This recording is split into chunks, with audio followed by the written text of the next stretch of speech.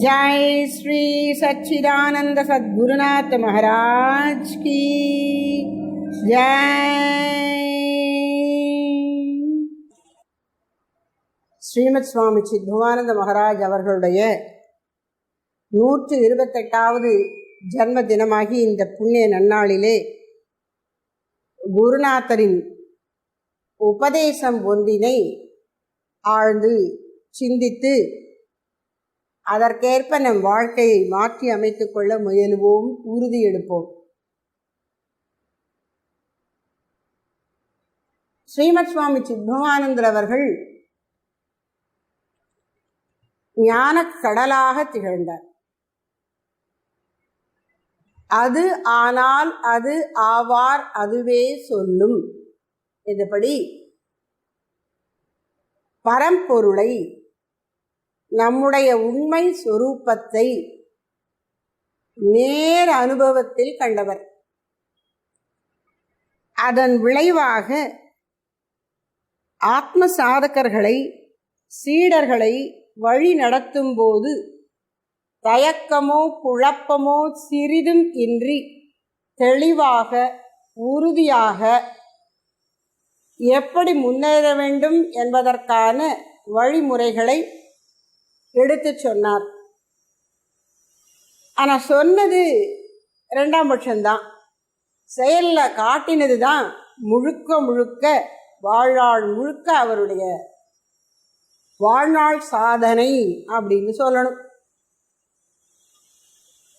வாழ்நாள் முழுக்க உழைத்து ஒரு பெரிய காரியத்தை சாதிச்சா அதை வாழ்நாள் சாதனை அப்படின்னு நினைக்கிறோம். அது தவறில்லை. இங்கே நம்முடைய சுவாமிஜி நமக்கு சொல்லியிருக்கிற விஷயம், நாம் இன்னைக்கு எடுத்துக்கொள்ள போகிற விஷயத்தையும் வைத்துக்கொண்டு சுவாமிஜியுடைய வாழ்க்கையை நினைச்சு பார்க்கிறச்சே, ஆத்ம சாதனை என்கின்ற அந்த ஸ்பிரிச்சுவல் பிராக்டிஸ், அருள் வாழ்க்கையில் இறைவனை நோக்கி ஜீவன் போகிற பயணத்தில் எடுத்துக்கொள்ளக்கூடிய முயற்சிகள் இருக்கே, அதைத்தான் சாதனை சாதனைன்னு சொல்றோம். இப்ப உதாரணமா, பக்தன் ஒருவன் இறைவனுடைய திவ்ய நாமத்தை திரும்ப திரும்ப மனசுக்குள்ளே சந்தோஷமாக ஜபித்து கொண்டே இருக்கிறான், திரும்ப திரும்ப சொல்லிக்கொண்டே இருக்கிறான். அந்த முயற்சிக்கு பேர், அந்த சாதனைக்கு பேர் ஜபம், நாம ஜபம். ஒரு பக்தனுக்கு வாய்விட்டு பாடுவது ரொம்ப பிடிக்கும், தந்த இஷ்டதெய்வத்தின் புகழை. அதுக்கு பேர் சங்கீர்த்தனம். பல பல இறைவனுடைய செயல்கள், திருவிளையாடல்களை பாடுவது ஒரு பக்கம் இருக்க, இறைவனுடைய திருநாமங்களை கோர்த்து சொல்லிக்கொண்டே இருப்பது சில பேருக்கு பிடிக்கும், நாம சங்கீர்த்தனம். சில பேருக்கு இறைவனுடைய திரு உருவத்தை இதய கமலத்துல தியானம் பண்ணுவது பிடிக்கும். சில பேருக்கு அவர் துவக்கி வைத்த ஸ்தாபனத்துல சேவை பண்ணுவது ரொம்ப பிடிக்கும். அப்ப அந்தந்த பக்தர்கள் தம்முடைய இயல்புக்கும் தகுதிக்கும் ஏற்ப ஒரு சாதனை அல்லது செயல்முறையை எடுத்துக்கொண்டு அதை செய்வதன் மூலம் நான் கடவுளை அடைவேன் என்கிற நம்பிக்கையோடு செய்து கொண்டு வருவதுதான் சாதனை. அந்த சாதனையை எப்படி செய்யணும் அப்படிங்கிற ஒரு கேள்வி ஒரு தரம் சுவாமிஜியிடம் வந்தது. ஏன் அப்படின்னா, சுவாமிஜி பற்றி நாம பாடின அந்த பஜனை பாடல்ல நம்ம பார்த்தோம், உங்களுக்கு நினைவிருக்கலாம். நிஷ்டையே உயிராய் கொண்டோம். அவர் எப்படி வாழ்ந்தார்? நிஷ்டை. நிஷ்டை அப்படின்னா பொதுவான கருத்து என்ன அப்படின்னா, ஆழ்ந்த தியானத்தில் மூழ்கி விடுவதற்கு பெயர் நிஷ்டை.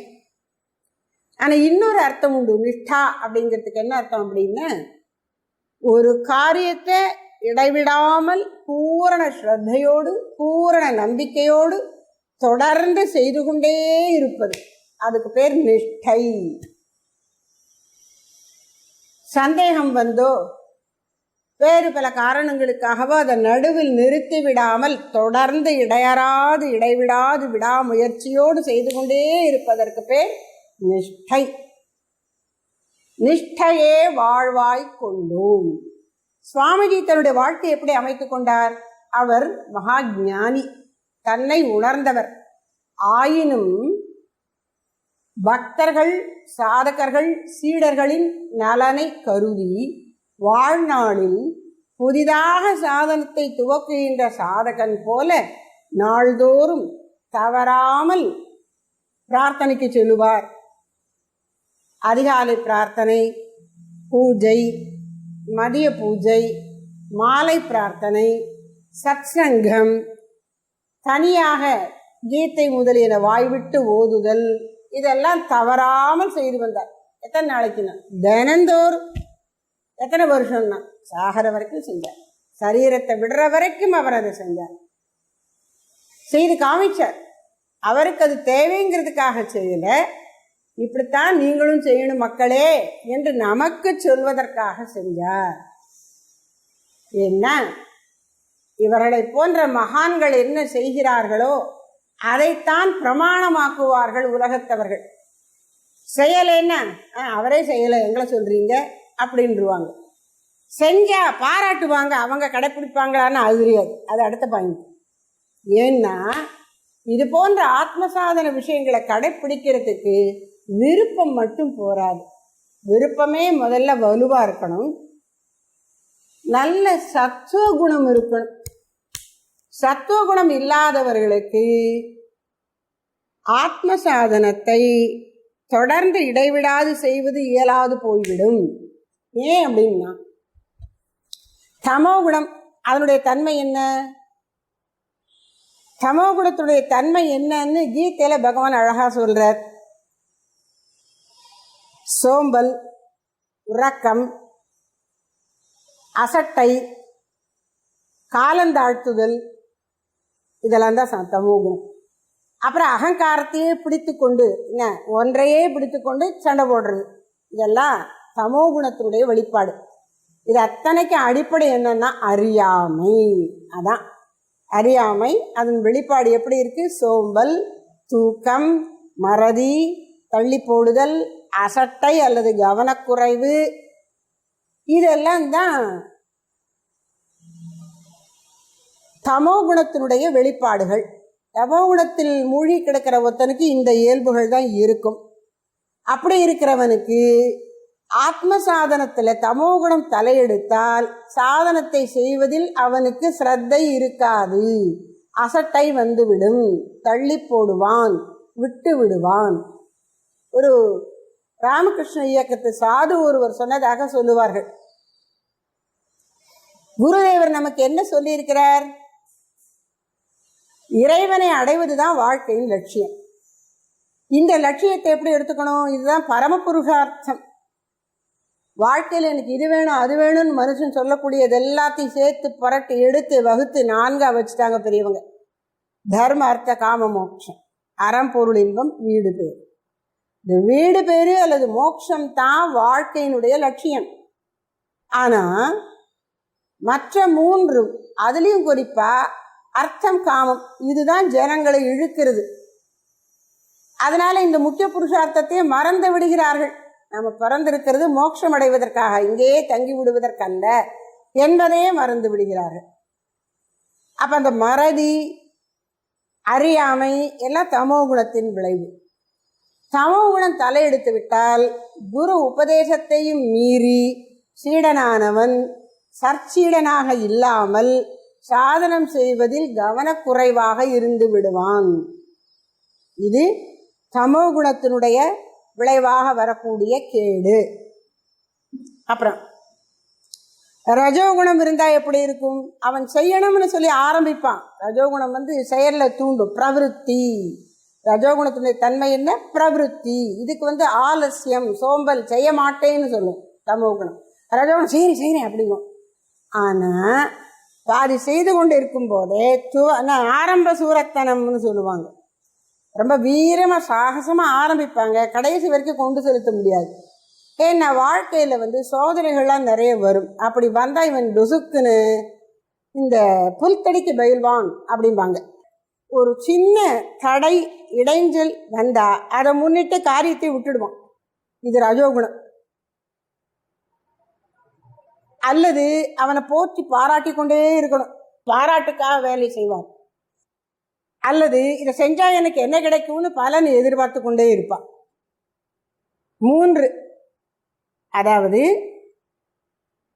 செய்ய வேண்டிய காரியத்தை உற்சாகத்தோடு ஆரம்பித்து பாதியில் விட்டு விடுவான். கடைசி வரைக்கும் செஞ்சா இதனால எனக்கு என்ன பலன் கிடைக்கும் என்று பலனை கணக்கு போட்டுக்கொண்டே இருப்பான். பேர் புகழுக்கு ஆசைப்படுவான். இந்த 3மே மோட்சத்துக்கு உதவாத காரியம், முக்கிய புருஷார்த்தமாகிய மோட்சத்துக்கு உதவாது. அப்போ ரஜோகுணத்தோடு செயல்படுவதும் பொருந்தாது. என்னதான் செய்யணும்னா சத்துவகுணத்தோடு செயல்படு. அந்த சத்துவகுணத்தோடு செயல்படுவது எப்படி இருக்கும்? இது குறித்து ஒரு தடவை சுவாமிஜிட்ட கேள்வி வருது. சுவாமிஜி ஸ்ரீ ராமகிருஷ்ண தபோவனத்திலும் அதனுடைய கிளை ஸ்தாபனங்களாகிய துறவியர் வாழக்கூடிய மட்டங்களிலே என்ன ஒரு நியமம் ஏற்படுத்தி வச்சார் அப்படின்னா, காலையில் 4:30லேருந்து 5:30 வரைக்கும் ப்ரேயர், சாயந்தரம் 6லேருந்து 7 வரைக்கும் ப்ரேயர் தியானம், மத்தியானம் பூஜை முடிந்து ஆரத்திக்கு தரிசனத்துக்கு வந்துடணும் ஒரு 15 நிமிஷம் எல்லாரும், காலையிலும் மாலையிலும் சத் சங்கம். இது வச்சிருந்தார். ஒரு தரம் அவர் சிஷியர்கள் எல்லாம் சரியா ப்ரேயருக்கு வராங்களான்னு பார்ப்பேன். அவர் ஊருக்கு முன்னாடி கரெக்டாக அவர் போய் உட்காந்துருவார். 4:30க்குன்னா 4:30க்கு ப்ரேயர் ஹால் அவர் இருப்பார். அவர் வரும்போது எல்லாரும் வந்து உட்காந்துருக்கணும் பார்ப்பேன். இல்லைன்னா அப்போ பேசாமல் ப்ரேயர் முடிகிற வரைக்கும் இருந்துட்டு அப்புறமா கூப்பிட்டு கேட்குறது, சாப்பாட்டு நேரத்தில் வந்தால் என்ன, அப்போ ப்ரேயருக்கு வரலன்னா காலம்பர் சாப்பாடு கிடையாதுன்றது. இது ரொம்ப அநியாயம் போல தெரியும். ஆனால் இந்த கொஞ்சம் இடம் கொடுத்தா இது அப்படியே ஏமாத்திட்டு போடும், நம்மளையே ஏமாத்திடும் மனசு. அப்படி இதை செய்யணும் அப்படின்னு எல்லாருக்கும் திரும்ப திரும்ப வலியுறுத்துவார். அதனால ஒரு சீடர் கேட்டார், சுவாமிஜி இந்த 2 நேர ப்ரேயர் 2 நேர சத்சங்கம் இதை மட்டும் ஒருத்தர் செஞ்சுட்டே இருந்தா முக்தி கிடைச்சிருமா அப்படின்னு கேட்டார். அவருடைய கேள்வியினுடைய நோக்கம், அவர் மனசுல இருக்கக்கூடிய எண்ணம் என்னன்னு பாருங்க. மோட்சம்ங்கிறது ரொம்ப பெரிய விஷயம், சின்னதில்லை. அறியாமையை விட்டு தன்னை அறிவது அவ்வளோ பெரிய காரியத்துக்கு இந்த சின்ன காரியம் பண்ணினா போதுமா அப்படின்னு கேட்குறாரு. என்னமோ பெருசாக பண்ணணும்னு சொன்னாதான் ஓ சரி நம்ம சாதனை அப்படிலாம் பண்ணணும் அப்படின்னு தோணும். அது மாதிரி நினைச்சு கொண்டு அவர் கேட்குறார். சாமி சொன்னாங்க, போதும் இந்த 2 நேர ப்ரேயர் 2 நேர சத் சங்கம் இதை தவறாமல் செய்து கொண்டிருந்தால் போதும்னு சொன்னார். உடனே அப்படி ஆச்சரியமா பார்த்தார் அந்த சீடர். வாழ்நாள் முழுக்க ஒரு நாள் தவறாமல் செய்தால் போதும். எப்படி சொன்னாங்க? வாழ்நாள் முழுக்க ஒரு நாள் தவறாமல் செய்தால் இது போதும். அப்படி ஏன் அவ்வளவு தைரியமா சொன்னார்? நமக்கும் கூட அந்த சீடர் கேட்ட மாதிரி தான் தோன்றுது. மோட்சங்கிறது எவ்வளோ பெரிய விஷயம். நீங்கள் என்ன ஒரு நாளில் 1 மணி நேரம் ப்ரேயர், காலையில் சாயந்தரம் ஒரு மணி நேரம், அதில் ஒரு 15 நிமிஷம் தியானத்துக்கு கொடுக்குறீங்க. அது உட்காந்து மனசை அப்படி இப்படி இழுத்து கொஞ்சம் ஒரு பக்கம் கொண்டு வரத்துக்குள்ளே 15 நிமிஷம் ஓடி போயிடுது. ஒரு பெல் அடிச்சிடுது, அடுத்து பாராயணம் போயிடுறீங்க. இதெல்லாம் போதுங்களா அப்படின்னு நமக்கு தோணும். இதை எப்படி பண்ணணும்னு சொல்லி இன்னைக்கு சுவாமிஜி சொல்லலை, ஆதி நாள்லயே யோக சூத்திரத்தை எழுதின பதஞ்சலி முனிவர் சொல்லிட்டார். பதஞ்சலி என்ன சொன்னார்? ச து தீர்கால நைரந்தர்ய சத்கார ஆசேவித்தோ திருடபூமி. ஞானம் எப்போ திருடபூமியாக உறுதியான அடித்தளத்தை உடையதாக ஆகும்? 3-4 கண்டிஷன் சொல்றார். தீர்கால, தீர்க்க காலம்னா நீண்ட நாள் செய்யணும். ஒரு விதையை ஊனிட்டு என்ன அடுத்த நாளே இப்படி மண்ணை தோண்டி பார்த்து முளைக்கலையேன்னும் வேறு வரலையேன்னா நீ மண்ணை தோண்டும் போதே அது செத்துப்பிடும். உள்ள நட்டு வச்ச ஊன்றி வைத்த விதையை உள்ள கொஞ்ச நாள் இருக்க விடு. அது கொஞ்சம் அழுகிற மாதிரி மேலே அழுகி தோல் போனாலும் அதில் உள்ள இருக்கக்கூடிய உயிர் சக்தி மண்ணில் இருக்கிற சக்தியை வாங்கி கொண்டு முளைச்சி வரும். நீ விடு, அதுக்கு டைம் கொடு. அது மாதிரி நீ செய்யக்கூடிய சாதனம் பலன் அளிக்கணும்னா நிறைய காலம் நீ அதை செய்யணும். ஒரு நாள் செஞ்சுட்டு பலன் வந்துட்டான்னு பார்க்காதே. தீர்க்க காலம், நீண்ட நாளா செய்யறோம் இல்லைங்கள. ஒரு வாரம் செய்வேங்க, அப்புறம் ஒரு 4 வாரம் விட்டுருவேன், திரும்பி அப்புறம் எடுப்பேன், ஒரு 3 நாள் செய்வேன், 21 நாள் விட்டுருவேன். இப்படி இருந்தா எப்படின்னா நைரந்தரிய. நிரந்தரம், அந்தரம்னா இடைவெளின்னு அர்த்தம். இந்த சேருக்கும் இந்த தூணுக்கும் நடுவில் இடைவெளி இருக்கு, அதான் அந்தரம். நிரந்தரம்னா இடைவெளி இல்லாதன்னு அர்த்தம். நம்ம பேச்சு வழக்கில் நிரந்தரம்னா என்னைக்கு இருக்கிறதுங்கிற ஒரு விதத்துக்கு அது உண்மைதான். கால இடைவெளி இல்லாமல் தொடர்ந்து இருந்து கொண்டே இருப்பது தான் நிரந்தரம். அப்ப நம்முடைய சாதனம் எப்படி இருக்கணும்னு சொல்றார் பதஞ்சலி முனிவர். நைரந்தர்யேன, நிரந்தரமாக இடைவெளியின்றி விடாது தொடர்ந்து நீண்ட காலத்திற்கு செய்து கொண்டே இருக்கணும். அது கூட பல பேருக்கு இந்த இடத்துல நைரந்தரியம் விட்டு போயிடும். பலகாலம் செய்வோம். நான் சன்னியாசம் வாங்கி 40 வருஷம் ஆச்சு, நான் சீனியர் சன்னியாசி அப்படின்பேன். ஆனால் அந்த 40 வருஷத்துல நீ என்ன சாதனை பண்ணினா உன் மனசாட்சிக்கு தெரிஞ்சு இடைவிடாது பண்ணினியா? அப்படி பண்றச்சே அதை கூட சில பேர் பண்ணிடுவாங்க.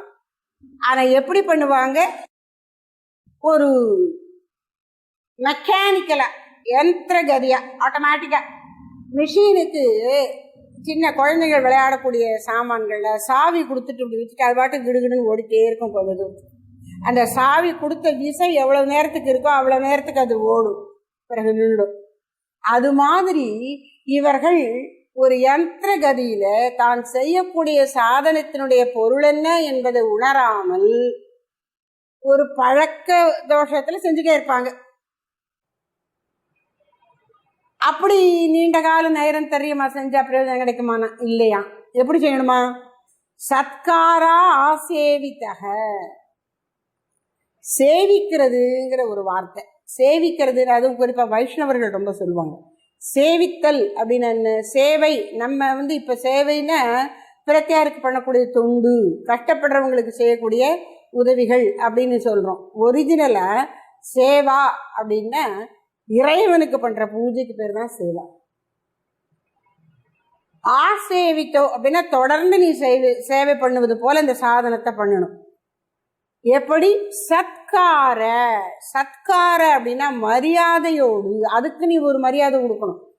அந்த சாதனம் சாதாரண விஷயம் இல்லை.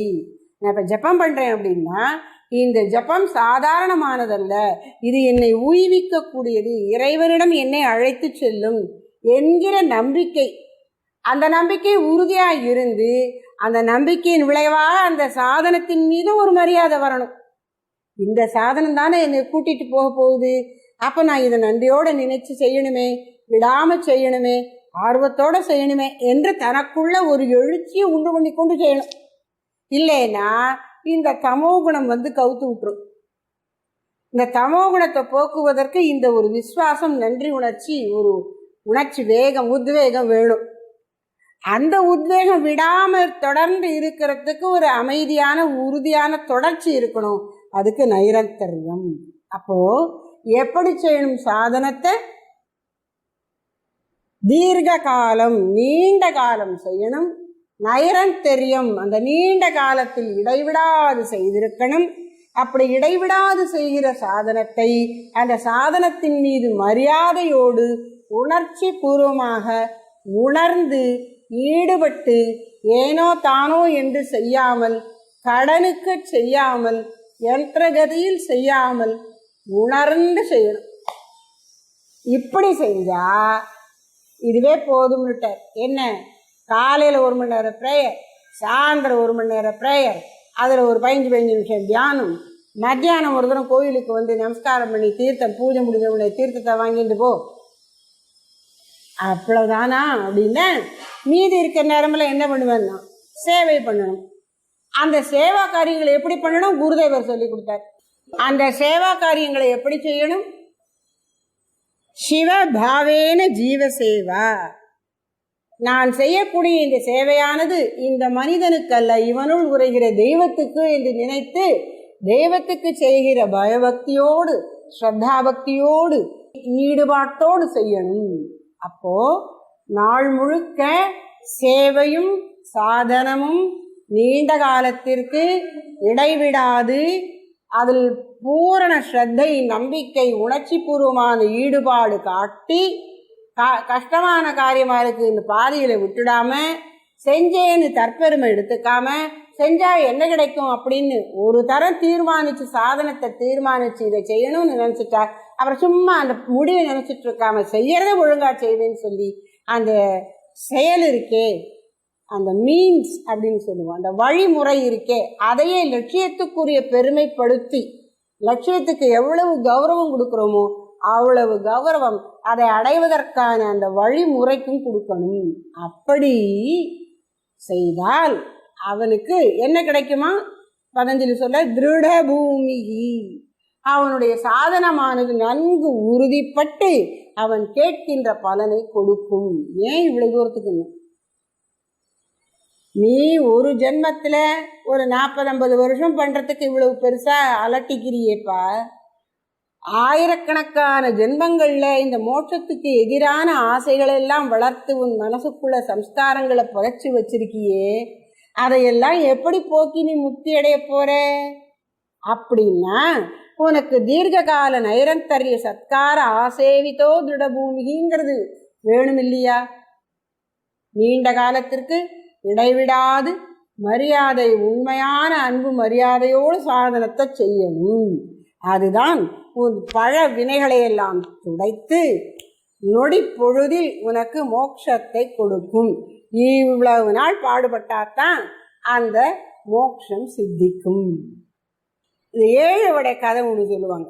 அதனால் 7 வடை அப்படின்னா ஒருத்தன் தன்னுடைய வீட்டுக்கு சில விருந்தாளிகளை கூப்பிட்டுருந்தான். அவர்களுக்கெல்லாம் வடை, உளுந்த வடை செய்து கொடுத்தான்.